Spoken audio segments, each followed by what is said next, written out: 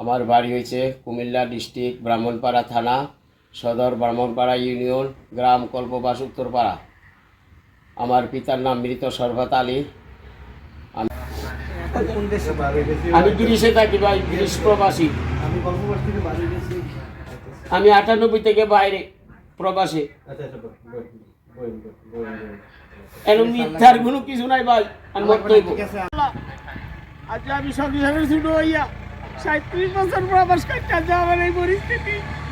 আলহামদুলিল্লাহ, আলহামদুলিল্লাহ, আল্লাহ তোমার কাছে কি স্যার, আল্লাহ দেশবাসীর কাছে কি স্যার, আইনের কাছে কি স্যার।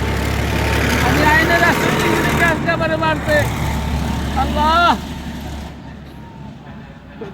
আমার জায়গার মধ্যে লোক আসছে কাজ করবে, আমরা আইসা এখানে দাঁড়ায় আছি। প্রতিপক্ষ ওরা আইসা অনেকক্ষণ আইসায় আমার হাজব্যান্ডে ধাক্কা দিয়ে বলছে যে এই মামলা করছিস কেন, ও কথা বললে আইসা ধাক্কা দিয়ে পালাইয়া লাঠি দিয়ে পিটাইছে। আমার হাজব্যান্ডে বলছে না আমি তো মামলা করি নাই, বাবারে আমারে মারিস না বইয়া পালাইয়া পিটাইছে। তারপরে আমি হসপিটালে নিয়ে গেছি, ওখান থেকে থানায় গেছি।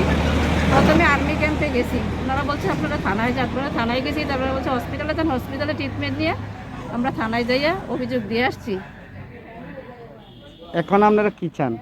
আমরা সুষ্ঠু বিচার চাই, দেশবাসীর কাছে বিচার চাই। আমার হাজব্যান্ডের মাও নেই, বাবু নেই, অনেক কষ্ট করে আমার হাজব্যান্ডের কষ্টে আছে। জায়গাটাও কি দখল করতে চায়? হ্যাঁ, আমার জায়গা জমি দখল করতে চাই। আমার 2টা মেয়ে, আমার ছেলে নাই, তার জন্য প্রতিপক্ষরা সন্ত্রাস চাঁদাবাজি আরম্ভ করছে স্যার। ওরা এসে আমাদেরকে হুমকি দেন।